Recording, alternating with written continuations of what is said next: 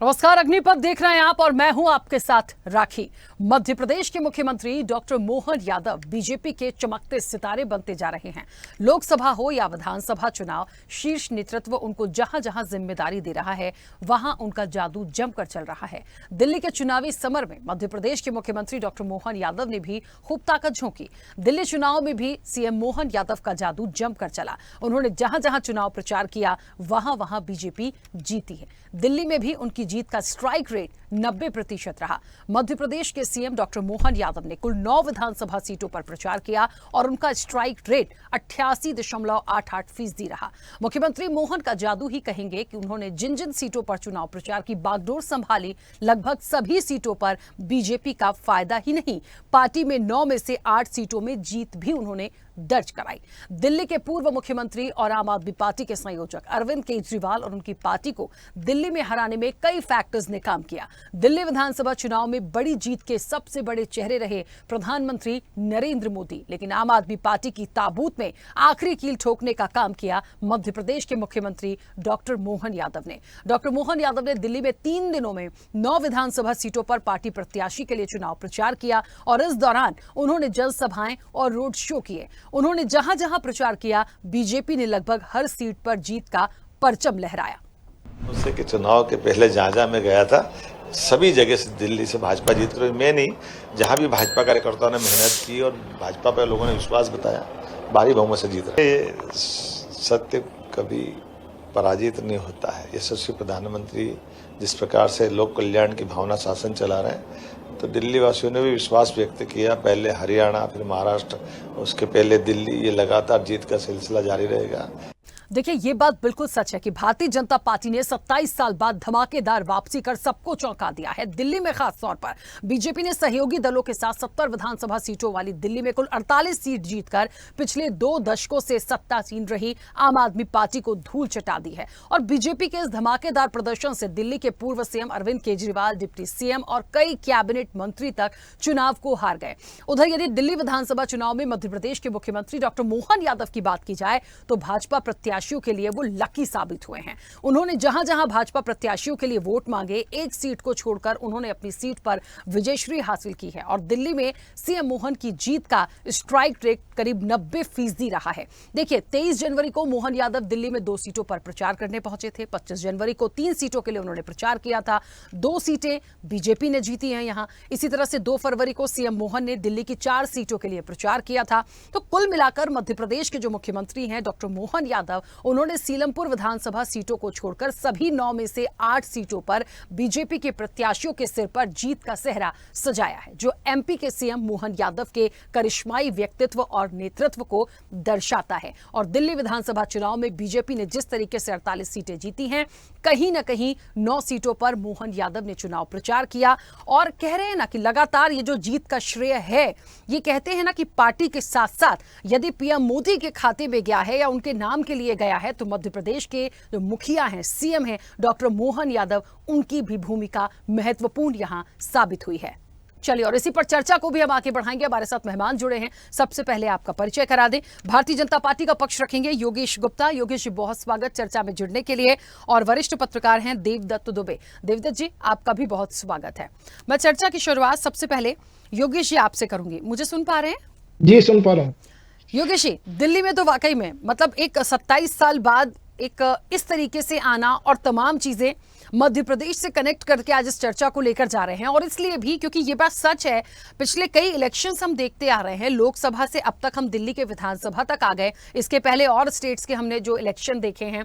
मध्य प्रदेश के जो सीएम है डॉक्टर मोहन यादव, लगातार उनको एक स्टार प्रचारक की तरह, एक चेहरे को कहते हैं ना, आगे बढ़ाया जाता है। एक विश्वास होता है पार्टी को। जिस तरीके से उनको जिम्मेदारी दी गई, जिस तरह से उनको पहुंचाया गया है, दिल्ली में भी उनको रखा गया और लगातार 9 सीटों पर प्रचार प्रसार करने के बाद इतनी सीटों के साथ आना, ये कहीं ना कहीं वाकई में एक करिश्माई तो कह सकते हैं इसको।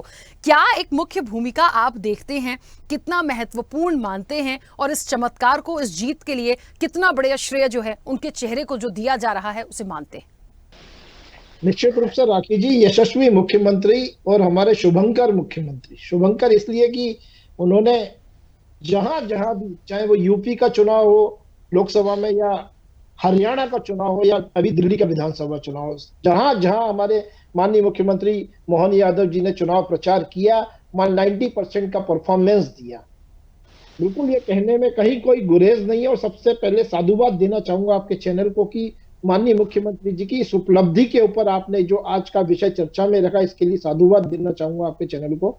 निश्चित रूप से माननीय मुख्यमंत्री जी की जो एक साफ सुथरी छवि उभर कर आई है देश के पटल पर, और जो हमारे केंद्रीय नेतृत्व ने जो भरोसा उनके ऊपर जताया है, माननीय प्रधानमंत्री मोदी जी हो या गृह मंत्री अमित शाह जी हो या राष्ट्रीय अध्यक्ष जेपी नड्डा जी हो, इन तीनों का जो मोहन यादव जी के ऊपर भरोसा था, उस भरोसे को कायम रखते हुए मोहन यादव जी ने शानदार परफॉर्मेंस दी है, और इसके लिए निश्चित रूप से वो बधाई के पात्र है। और हम सभी ये आशा करते हैं कि जो हाल ही में GIS सभी समिट होने जा रही है 24-25 फरवरी को आगामी, मध्य प्रदेश एक देश के पटल पर विकसित राज्य के रूप में उभर कर आएगा माननीय मुख्यमंत्री जी के नेतृत्व। बिल्कुल ठीक है, चलिए वापस आऊंगी। देवदत्त जी मुझे सुन पा रहे हैं?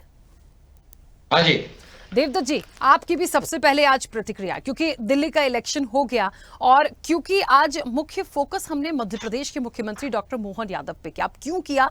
क्योंकि ये जरूरी था। अब जरूरी क्यों था? वो भी इसलिए लगातार हम देख रहे हैं लोकसभा से अब तक बीच के कई ऐसे स्टेट्स के हमने इलेक्शन देखे हैं, उसके बाद हम दिल्ली तक आ गए हैं, तो लगातार उनकी जो सभाएं हुई हैं, जो उनका प्रचार प्रसार था, जो उनका अपना एक ऑरा है, बोलते हैं और जहां जाते हैं जिस तरीके से वो कह रहे हैं चीजों को, ये कहीं ना कहीं एक प्रभावी हुआ है। तो लगातार कहते हैं ना कि जब आप 9 सीटों पर प्रचार करते हैं और आप एक बहुत अच्छी सीटों के साथ नंबर्स लेकर आएंगे तो क्रेडिट होता है। तो वो जो चेहरा है, वो नेतृत्व है, एक सीएम होने के नाते, मध्य प्रदेश का एक बड़ा चेहरा होने के नाते जो एक जिम्मेदारी उनकी है पार्टी के प्रति भी, और लगातार इस इलेक्शन में भी जिस तरह से उनको नेतृत्व ने भेजा, ये जिम्मेदारी दी और लगातार वो जीत कहीं ना कहीं दिलाते लगातार चले आ रहे हैं। तो ये जो सफर है उनका जो चल रहा है, इसे कितने आगे तक आप देखते हैं?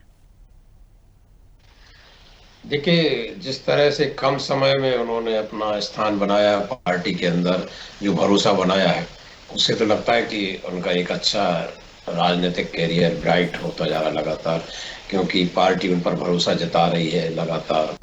और उनके नेतृत्व में पहली बार प्रदेश में पार्टी ने सभी 29 लोकसभा सीटें जीती। फिर उनको जहां जहां प्रचार में भेजा गया, लगभग अधिकांश सीटें जीत रहे। अभी दिल्ली में 9 सीटें पर वो प्रचार करने के लिए गए, इसमें से 8 सीटें जीती। तो स्वाभाविक है जब परिणाम मूलक अपने अनुकूल आते हैं परिणाम, तब स्वाभाविक रूप से एक पार्टी के अंदर एक स्थान बनता है कि हाँ भाई, इनको भेजने से वहाँ इनके प्रचार अभियान से पार्टी को फायदा हुआ। पार्टी क्या देखेगी? अंततः यही देखेगी।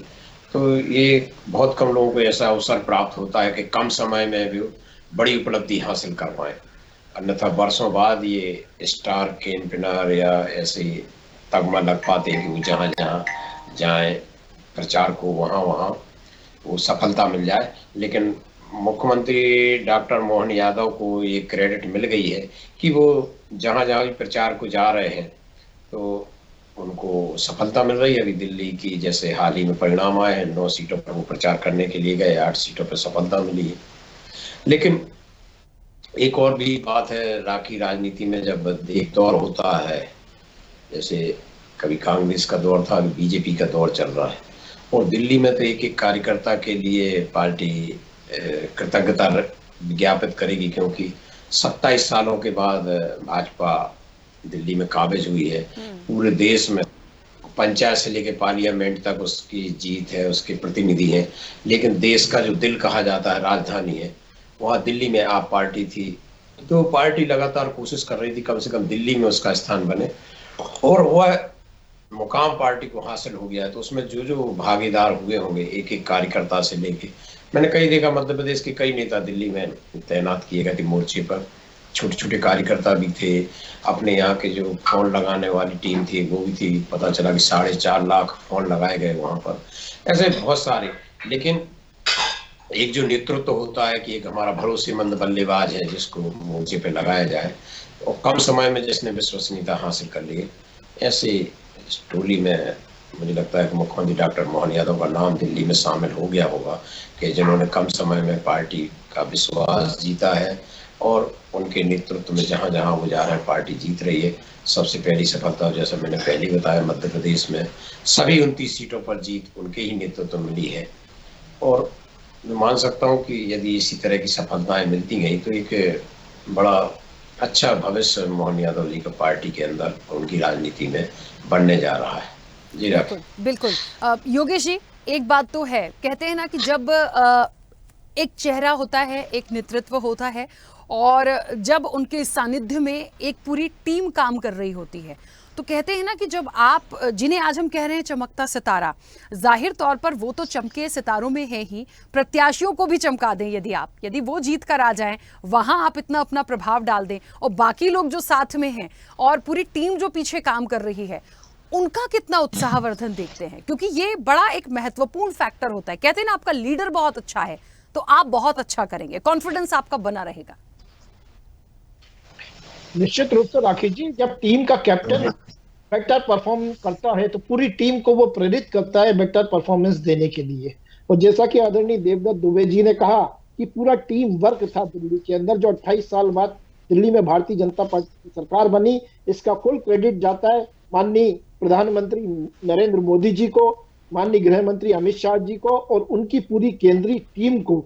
साथ में मध्य प्रदेश में डॉक्टर मोहन यादव के नेतृत्व में जो मध्य प्रदेश की सोशल मीडिया से लेकर और मीडिया की जो टीम लगी थी और जिन्होंने सोशल मीडिया पर धूम मचाई हुई थी, निश्चित रूप से डॉक्टर मोहन यादव के नेतृत्व में हम सब ने अथक प्रयासों के माध्यम से वो जीत हासिल करी है। वहीं दूसरी तरफ इंडी तथा कथित इंडी गठबंधन की पोल खुली है कि जिस प्रकार लोकसभा चुनाव के सामने ये गिरगिट की तरह रंग बदलने वाले लोग एक साथ आए थे, वहीं उन्होंने पूरे 1 महीने तक पूरे दिल्ली में क्या धमा चौकड़ी एक दूसरे के विरुद्ध कितना जहर उगला, ये आप सम्मानित मीडिया के समक्ष भी निकल कर आया।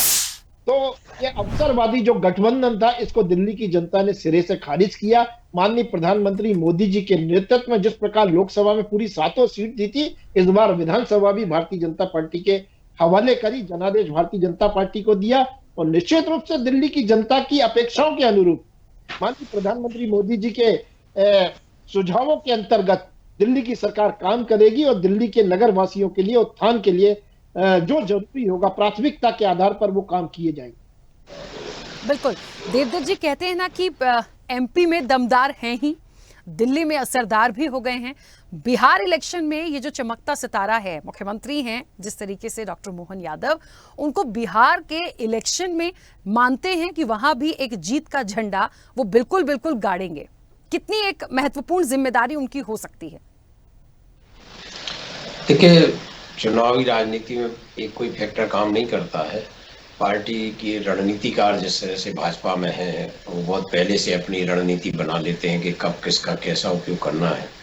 हो सकता है बहुत पहले से इसी रणनीति के तहत मुख्यमंत्री डॉक्टर मोहन यादव को बनाया गया हो, क्योंकि उत्तर प्रदेश और बिहार में यादव जाति की जो नेतृत्व था, चाहे वहाँ अखिलेश यादव हो, चाहे यहाँ लालू यादव का परिवार हो, तो एक तरह से माना जा सकता है कि भाजपा ने भी एक राष्ट्रीय स्तर पर, जैसे संगठन में उनके भूपेंद्र यादव नेता है, तो एक मुख्यमंत्री भी यादव एक बनाकर उन्होंने इसी रणनीति के तहत प्रोजेक्ट पहले ही से करके रखा हो कि हम इनको इन राज्यों में जहां प्रचार करेंगे। हर दल की रणनीति होती है। कांग्रेस जैसे जातिगत जनगणना की बात कर रही है, तो भाजपा अपने उस जाति के नेता को ले जाती है, कहीं लोधी, कहीं कुर्मी, कहीं ब्राह्मण, कहीं वैश्य, जो जैसा होता है। सबके अपने अपनी रणनीति और अपने अपने समीकरण होते हैं चुनावी राजनीति को जीतने के। तो भाजपा के एक, मुझे लगता है कि एक महत्वपूर्ण कड़ी हो गए हैं मोहन यादव, जिनको उपयोग ऐसी जगह जरूर किया जाएगा जहां उनकी जाति विशेष की भी जरूरत पड़ेगी। और एक युवा मुख्यमंत्री जिस तरह से कम समय में अपना पार्टी के अंदर स्थान बना रहा है, तो उनकी वाकई बहुत महत्वपूर्ण भूमिका होगी, न केवल बिहार बल्कि उत्तर प्रदेश चुनाव में भी। बिल्कुल।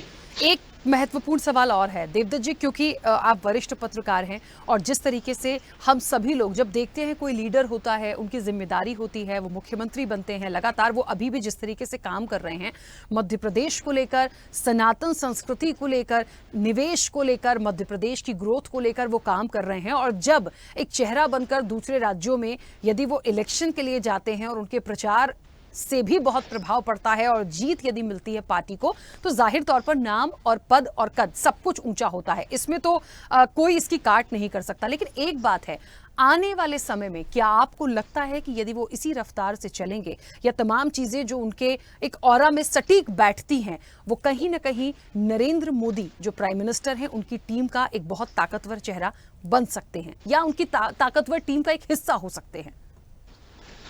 स्वाभाविक है, जैसे एक टीम कैप्टन चाहता है कि अच्छे परिणाम वाले जिनका फॉर्म अच्छा चल रहा हो वो टीम में खिलाड़ी शामिल रहे, जैसे कि हम प्रतिद्वंदियों को पराजित कर सकें।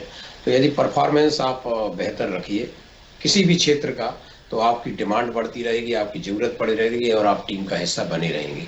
ये किसी भी क्षेत्र में ये चीज़ लागू होती है, चाहे वो राजनीति हो, चाहे व्यापार हो और चाहे किसी भी उद्योग धंधा। हम कह रहे कर्मचारी भी आदमी ढूंढता है, कोई मालिक तो ऐसा ढूंढता है जो कर्मठ हो, जो समझदार हो।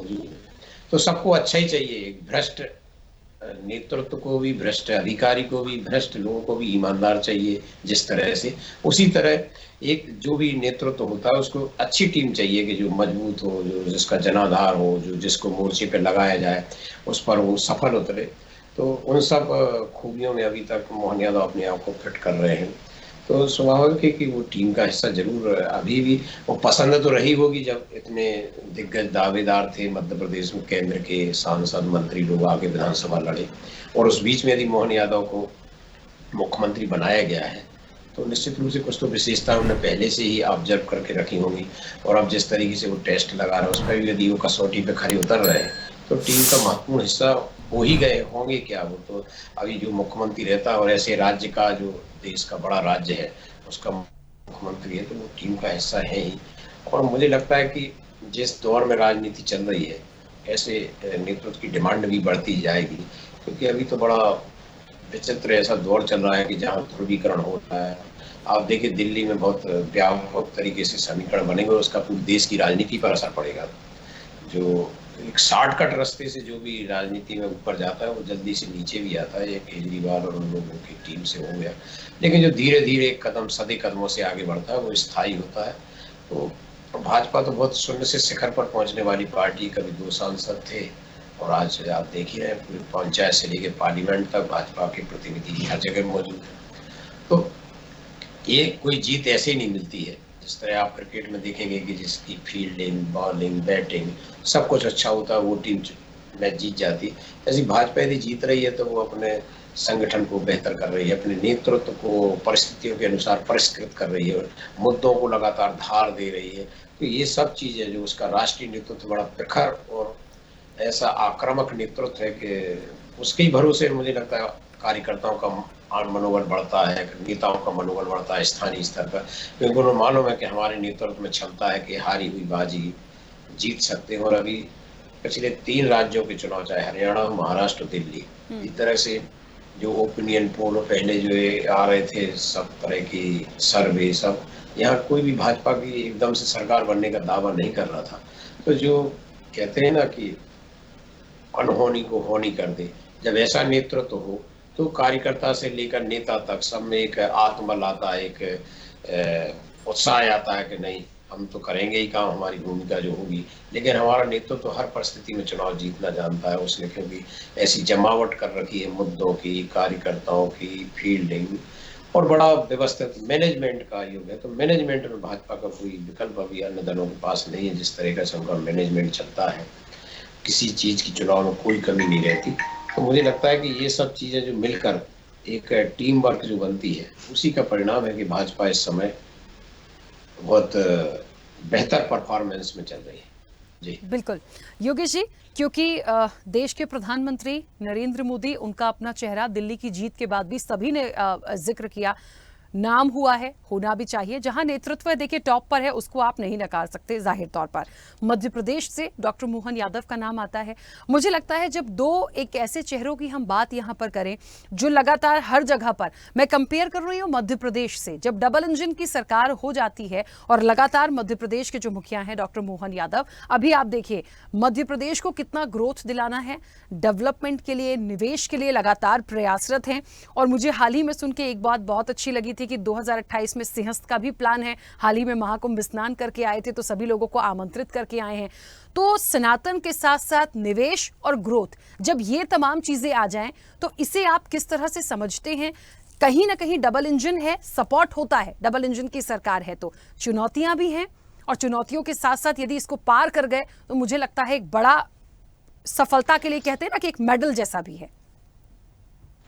नहीं, देखिए राखी जी, अगर डॉक्टर मोहन यादव जी के व्यक्तित्व को देखें तो एक प्रभावशाली व्यक्तित्व के साथ, पूरी गंभीरता के साथ जो उन्होंने पिछले 1 साल के अंदर मध्य प्रदेश में अपना काम को अंजाम दिया है, चाहे वो अधिकारियों की कोताही कहीं कहीं बरती गई हो तो अधिकारियों को फौरी तौर पर सस्पेंड करना, समझाइश देना, वहीं दूसरी तरफ विकास को लेकर जो उन्होंने राष्ट्रीय स्तर पर इन्वेस्टर मीट करी है, लगभग 7 से 8 मध्य प्रदेश के बड़े शहरों में रीजनल इन्वेस्टर मीट करी, तत्पश्चात GIS अब होने जा रही है, उसमें भी भारी निवेश आएगा। और मध्य प्रदेश सरकार से जो GST का संग्रह केंद्र सरकार को गया है पिछले वित्तीय वर्ष में, उसके बाद जो फाइनेंशियल ईयर 25-26 का बजट केंद्र सरकार का आया है और उसमें जो मध्य प्रदेश के लिए बजट का अलॉटमेंट केंद्र की तरफ से किया गया है, निश्चित रूप से ये डॉक्टर मोहन यादव की सरकार की उपलब्धियों को परिभाषित करता है। 14,000 करोड़ का पहली बार रेलवे के लिए बजट दिया है मध्य प्रदेश को, बाकी सेक्टर में अलग है। तो ये निश्चित रूप से डॉक्टर मोहन यादव जी की उपलब्धियों में शामिल है। और जैसा कि डॉक्टर मोहन यादव जी ने पिछले वित्तीय बजट को पेश करते समय जून 24 में ये कहा था कि हम इसको धीरे धीरे अपने कार्यकाल के अंतिम चरणों में 7 लाख करोड़ तक का बजट लेके जाएंगे मध्य प्रदेश का। 3,65,000 करोड़ का बजट पिछले वित्तीय वर्ष में मध्य प्रदेश सरकार का था, जिसको इस वित्तीय वर्ष में 4 लाख करोड़ तक ले जाने की मंशा डॉक्टर मोहन यादव सरकार की है। और निश्चित रूप से जनता की, मध्य प्रदेश की जनता की अपेक्षाओं के अनुरूप ये बजट आने वाला है, जिसमें हमारी ज्ञान पर जो माननीय प्रधानमंत्री जी का मंत्र है, ज्ञान, गरीब, युवा, किसान, अन्नदाता, महिला, इनके आधारित ये बजट होगा। और आगे आगे देखिए डॉक्टर मोहन यादव। बिल्कुल ठीक है योगेश जी, चलिए समय की सीमा है, आप दोनों मेहमानों का बहुत शुक्रिया इस चर्चा में जुड़ने के लिए। तो एक बात तो है, देखिए यदि बीजेपी के स्टार हैं तो परफॉर्मेंस भी शानदार है और वो देखी गई है, और आने वाले समय में वाकई में जो एक सपना है और उनका खुद का जो नेतृत्व है, जो उनका ऑरा है, वो कितना आगे बढ़ेगा ये हम सब के सामने आएगा। फिलहाल खास चर्चा में इतना ही, बने रहिए स्वदेश न्यूज के साथ। सबसे पहले देश। ऐसे ही वीडियोस के लिए लाइक करें, शेयर करें, फॉलो करें, YouTube पर जाकर सब्सक्राइब कर बेल आइकन दबाना ना भूलें, और ताजा अपडेट्स के लिए swedeshlive.com पर जरूर जाएं।